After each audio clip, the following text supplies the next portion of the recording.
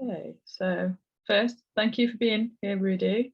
We're just going to have a brief conversation about your recent works that you exhibited as ONCA, The Depths of Our History. So I'll just briefly introduce you.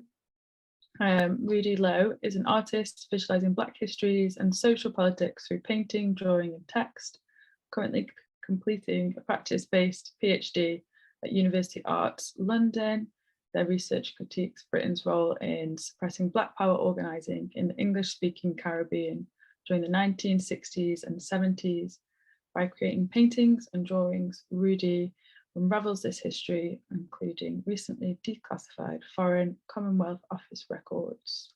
Rudy's approach to painting speaks to their background in comics and illustration, combining text, image, and sequential narrative.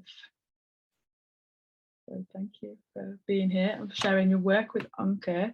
Do you want to tell us a little bit about the two works that you displayed in our window gallery in June?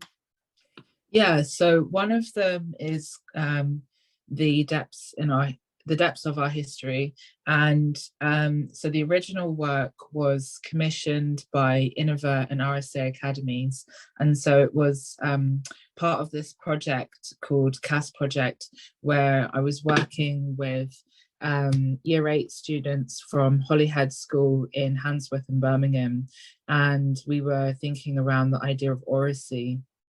And so I was interested in kind of getting the students to think about the political and kind of social histories of their area, and different different kind of like political organizing and movements that have happened in their area that they might not have been aware of, and connecting that to the kinds of issues that are important for them today.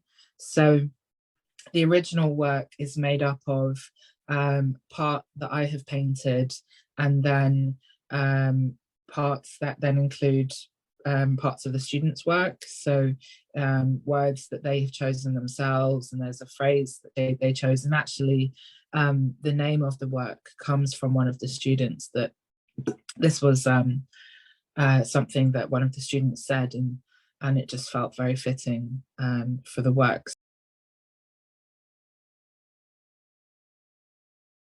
So that's one of them, and then also that original piece was that the intention was that it would be form part of the curriculum, and so teachers needed to find a way to kind of like bring that into different parts of the curriculum, and that it would be installed in the school. Because of COVID, it didn't kind of work out as it was planned, but it did actually get to tour to another school in Birmingham as well. So also that, you know, some of their work was able to travel to another school, which I thought was really nice. And then the other work is called We've Been Here.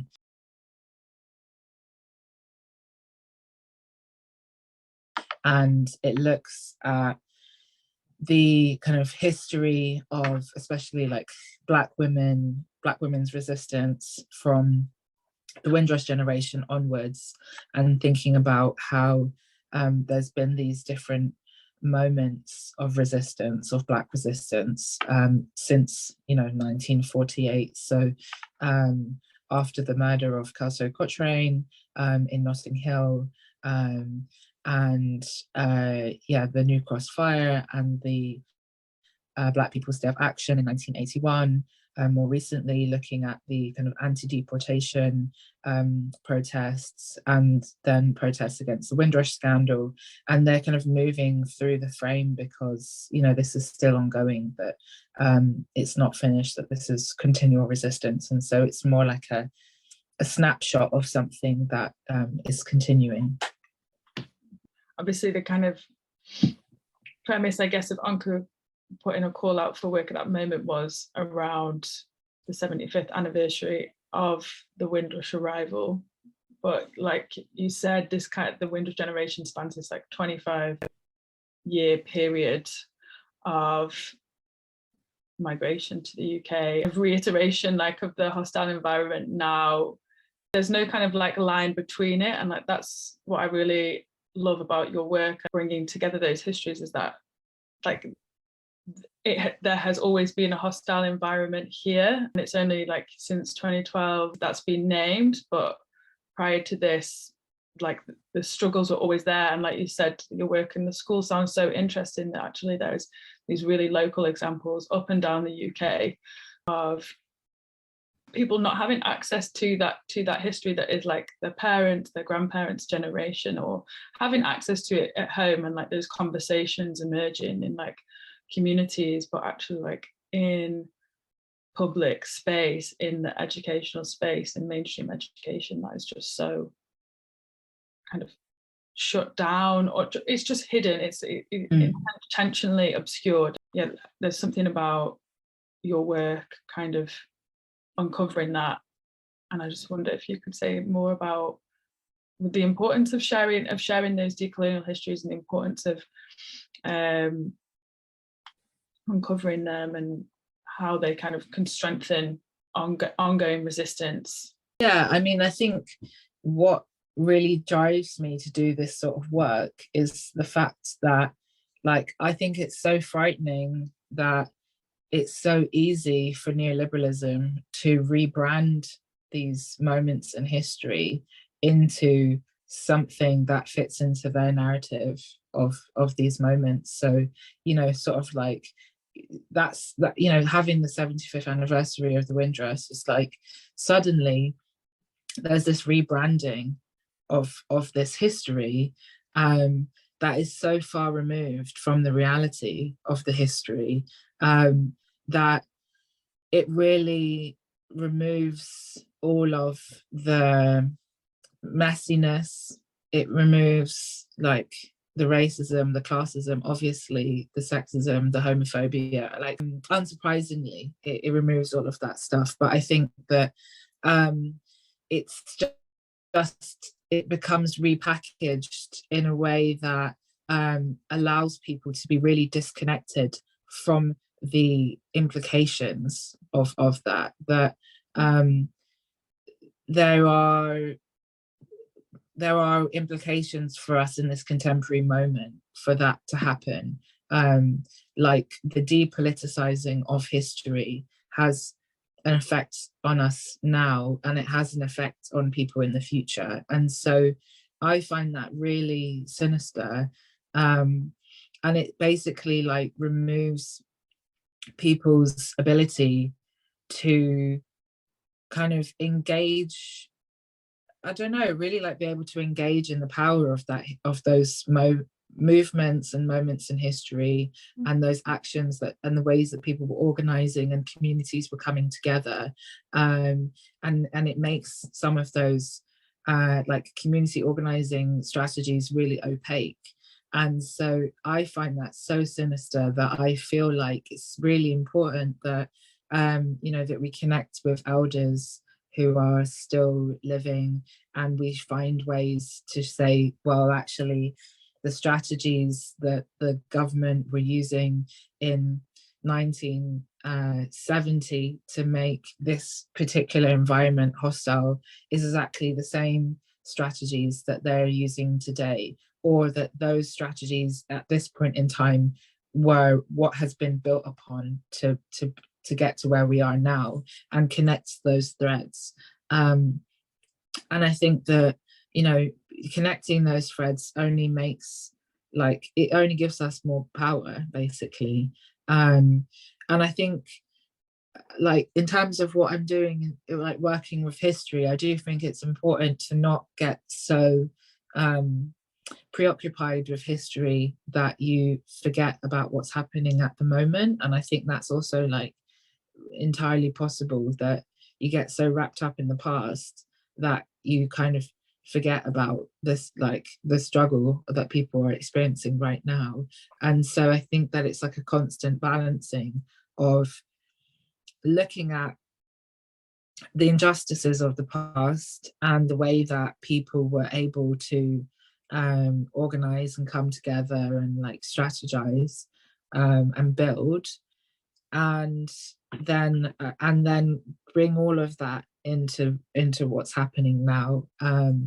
So yeah, that's really what kind of drives me, that I feel like connecting those threads feels very important. And I think I was really shocked how little of some of these things I knew myself before I started to look for them, you know, until I, as someone who is a descendant of like the Windrush generation, I was shocked actually how little I actually knew, because we're not taught to ask those questions of like, how did people get here? Like, why were people suddenly invited here?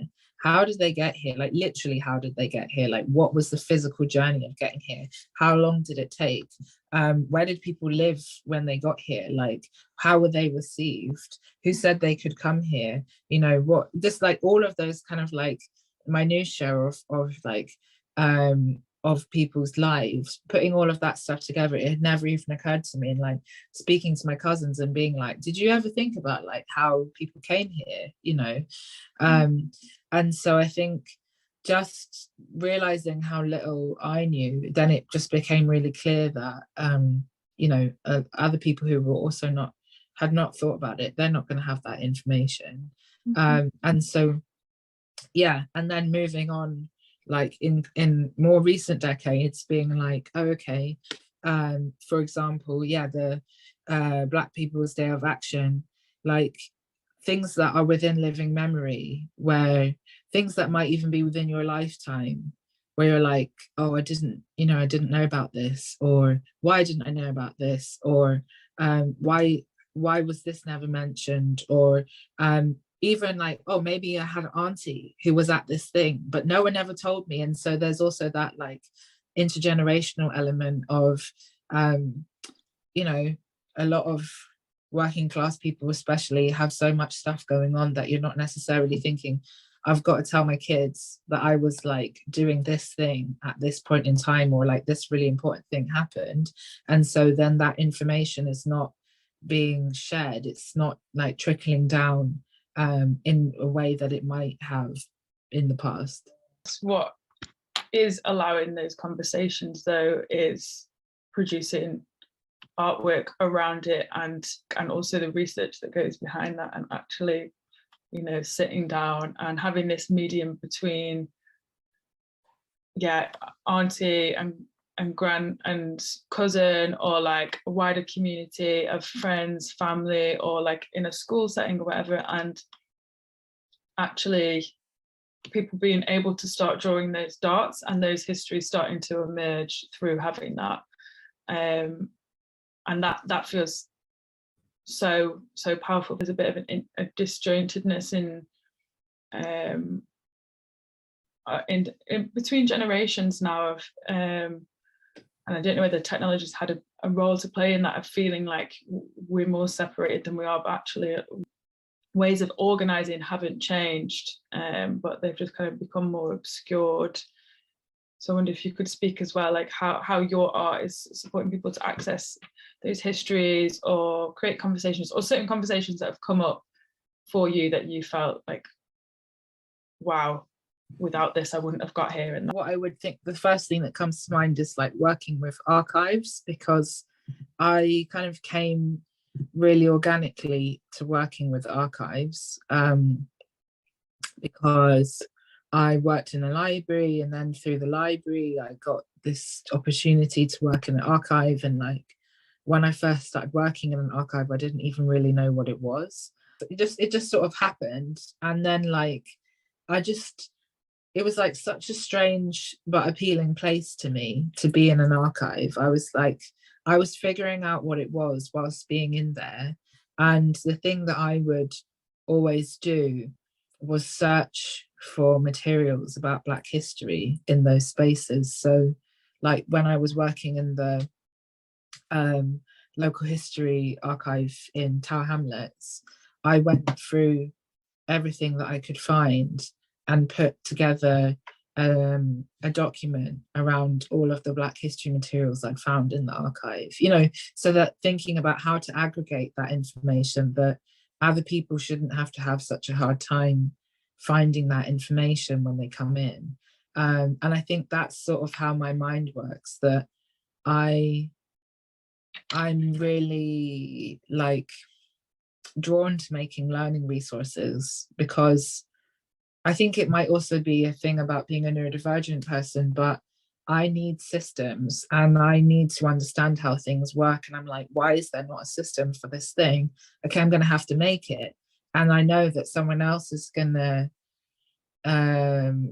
get something out of me making that system. And I sort of approach practice in a similar way, that I'm like, okay, well, now I understand how the archive works and I can access the archive because I know how to get in that space. And like, even though I still think it's very violent accessing the archive and a lot of the time, and people can be very hostile, I'm no longer in a position where people can make me feel like I don't have a right to be there. So I can collect the information in the archive and bring it into my work for other people to access it without having to experience the archive directly.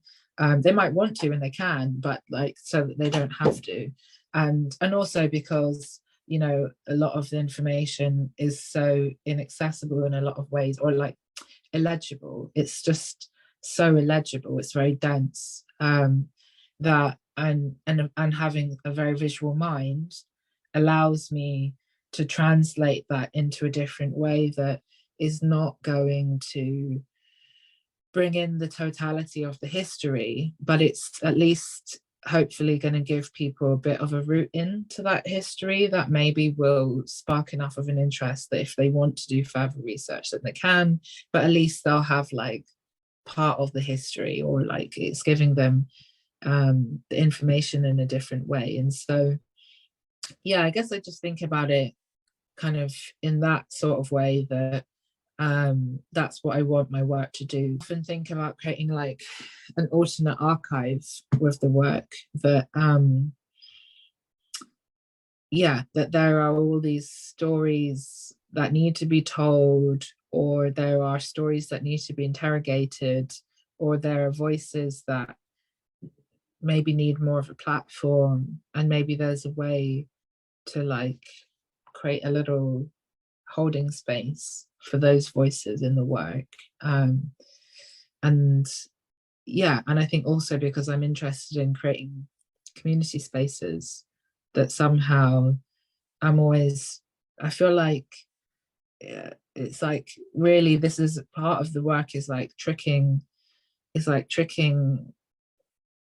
places into letting me create a temporary community space, you know, and being like, well, I don't have the resources to make the community spaces that I'd like to make, but I've got this like exhibition on, or like, you know, I've got like this thing happening where we can congregate for like a temporary period of time. And so I feel like that is also an element of the work, creating these sort of temporary holding spaces.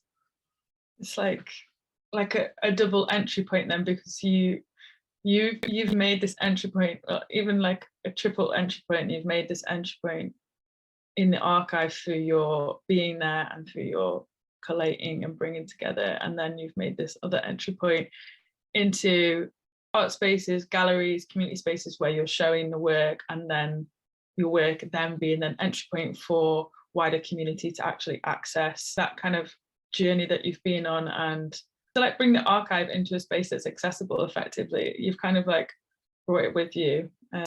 That's how I'm seeing it in my mind. It's you. It's like this portal moving around with your like this huge archive of knowledge and story.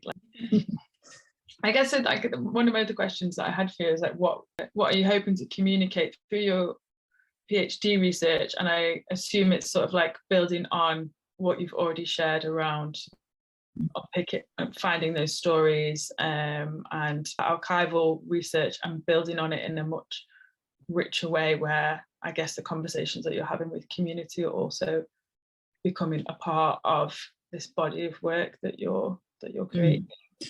Yeah, I mean, with the PhD work, it's so weird because I feel like I've said this many times, but like, I just did not know what I was going to find in the archive before I found it. So basically, these records that I'm looking at for the PhD, come from the Information Research Department, which were once a top secret department within the Foreign Commonwealth Office, and were responsible for creating propaganda in secret. And that was used to destroy movements and governments across the world, you know, whether it was Black Power movements, anti-colonial governments in Africa, Asia, and communist governments, this stuff to do with the troubles in Northern Ireland. Like, it was really, really widespread. And it's really sinister. And I just had no idea what I was like getting myself into when I found these. Also, because I just found them and I was like, what is this? Like, who is, it's such an innocuous name for a department, like the Information Research Department. It just sounds so, could be anyone, you know, and I guess that's what they were going for. And so once I realized what I was actually looking at, and I realized how violent these records were, I just really felt like such an injustice had happened in terms of, well, because the records that I'm looking at in particular are focusing around Black Power in the Caribbean. Just thinking about how, like, like people in the Caribbean and like countries in the Caribbean have never been actually allowed to be truly independent and autonomous. Like, that was never actually given. Like, even it being given on paper, it was never actually allowed. It was they were never going to let that happen. And I think once that started to sink in, I was like, oh, actually, you're not that you just can't do that. Like, the British government, the US government, the French government, the Canadian government, which are all governments who are working together in these records, they don't want, you know, communist or socialist governments that are like showing people that they could have another way of living that's like embodied and free. They don't want Black people to have Black power and, you know, be autonomous. And so they really went to great efforts to destroy this. And so I think really seeing that, it's like seeing the proof in the documents, is just like, it's so powerful. I had that sort of like mic drop moment of being in the archive and being in this like, you know, being this like really quiet, like really weird space at the National Archives and being like, look at this. And, you know, I can't, like, oh my God. So, yeah, like surrounded by like, you know, predominantly elderly white researchers, just like, what? Yeah. And just knowing that most of the people who really need to see these records are not going to see them, and being like, okay, how do we bridge that gap? How do we make it so that the people who really need to know about their existence are more aware of them? That there are people who have, because these records only started becoming available from 2019, there are records from the Foreign Office that are not from this department. There are records from other parts of the government that have been available for a long time that other people have researched. So there has been like some work around this already, but like, yeah, I just think people need to know actually like how insidious the operations of the British government really are, you know, how insidious. And because once you start to see it, then it really like puts everything that's happening now into a completely different perspective. And it's like, it goes into the territory of conspiracy theory stuff, because you're like, I sound like a conspiracy theorist, but when I show you this document, you know, when I can show you an example of the British government creating a fictional group pretending to be Black Africans in order to make a smear campaign against Kwame Nkrumah and Kwame Ture, it's like, that's really sinister. You know, when you think about like Black leaders being assassinated in the same time period, it's like, that's really sinister. Like, what were you actually trying to do? So feel like really, really moved to try and just to try and show how important this history is, and that and like I said before, to connect some of those tactics that they were using in 1969 and to the same tactics that they're using now. The emergence of those documents, or like them becoming available, just really consolidates the coloniality of and the ongoingness of that power. Because like you said, if you look at what those actions did in that moment and the reverberations of them in the present moment, there is no end to colonialism. What I find really interesting is that your previous work is looking kind of into like local histories of resistance, and then this feels like just like go into the belly of the beast and the other end of like, well, this is what the resistance looked like, and this is what was happening here, and then now going into these documents and being like, and this is what they were responding to, and this is the power that, you know, we're up against, we're working against. And I think there's something really powerful in your work kind of traversing both sides of that, because there's this thing where you can get stuck in one. It's important to know what you're up against, and then assessing the resistances that were clearly successful, or making those officials feel so threatened that they needed to hide that for the last 70 years. That's really interesting. I guess I've never really thought about it like that, in terms of that sort of the lens kind of zooming in and out.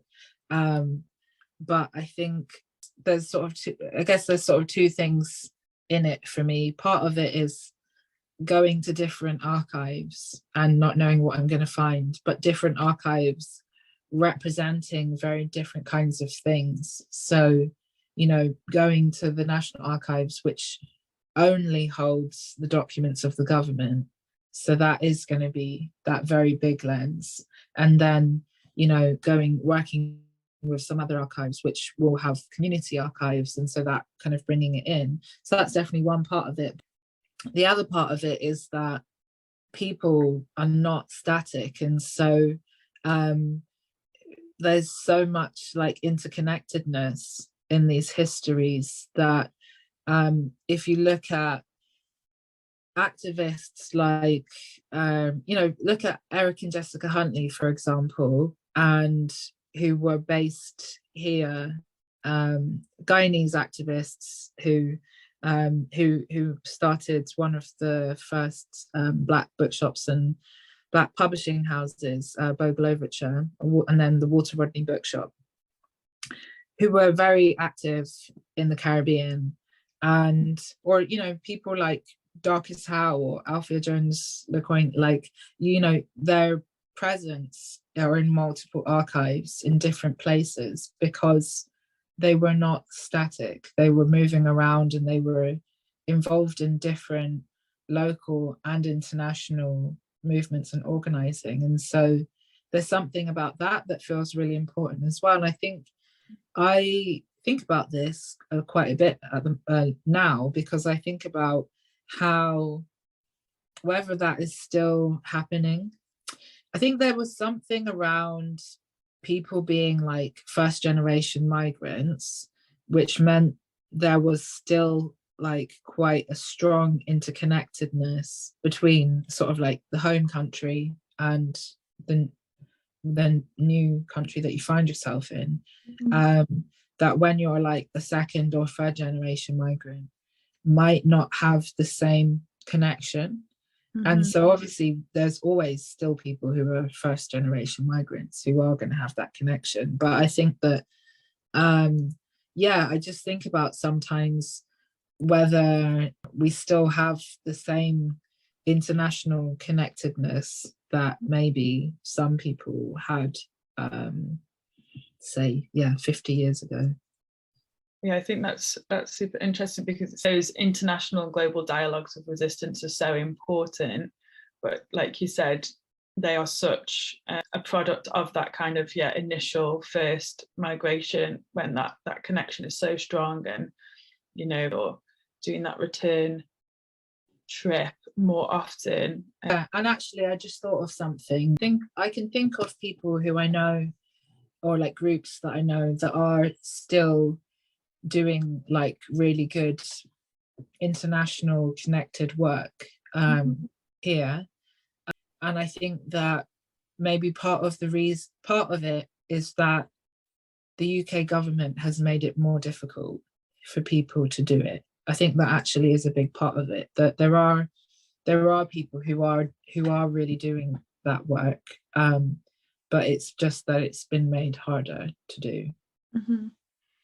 And also, I mean, your upcoming residency in Brazil is also you taking a journey somewhere else, and I'm sure there'll be things that come out of that, or movements, or communities that you engage with there, that you'll then bring those stories back with you, and those strategies back with you. Yeah, so about the residency, so basically, when did that start? Maybe in 2020. This is not dated completely, but Jacob V. Joyce and I had done this,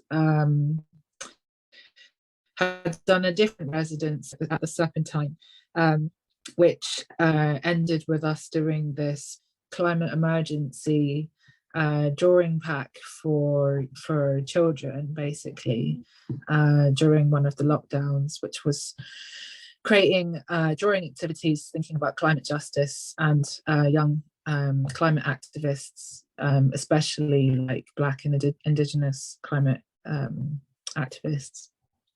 And I think partly kind of from that work, and then also from working around thinking about like trans community, especially like with the way that trans community is under attack in the UK, it's really easy to like be in a reactive state when we're not just in a reactive state. What is it that we're actually trying to build? Like, what is the thing that we actually want?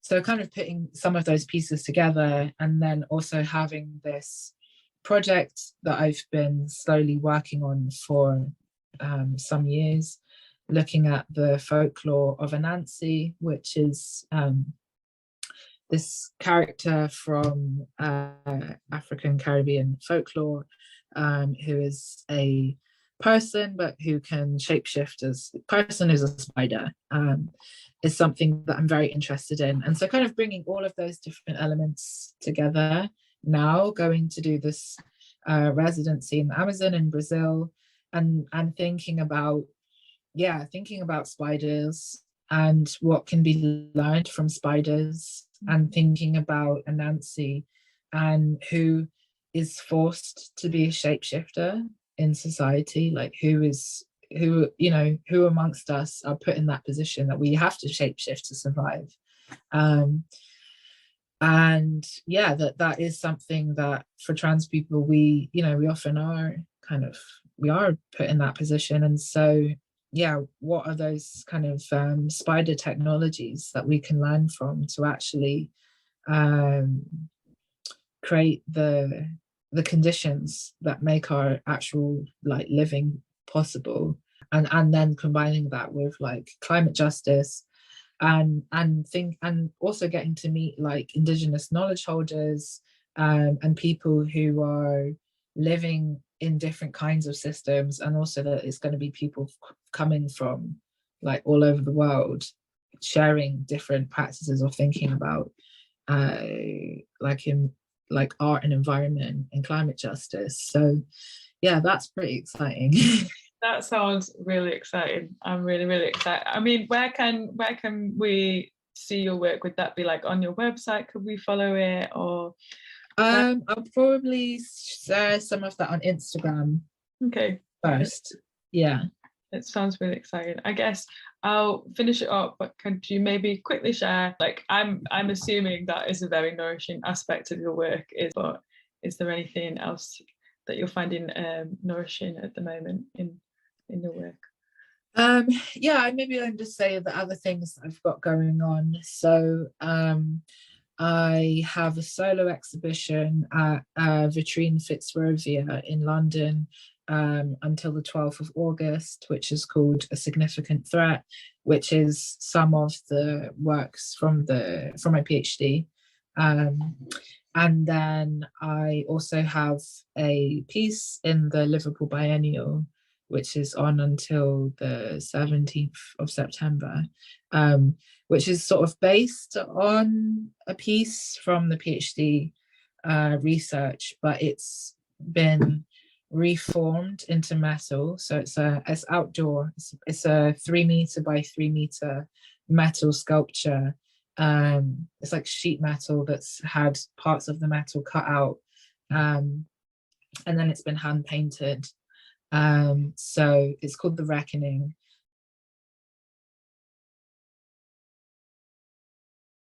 And it's basically like, right, so you were coming over to the Caribbean and we're here, so what's good? This is the moment of reckoning. Like, we have come, the Moko Jimbi have come. It's like figures from Carnival have come for this, to bring this reckoning. Like, it's high time that this happens now. So they're making a portal between the Sailor's Gate, which is like round the corner. Yeah, so that was fun to work on as well. Thank you so much for sharing so much. That feels like such a rich conversation, and again, these entry points for people to kind of like look into more. So I really appreciate your time. I'm going to stop recording now.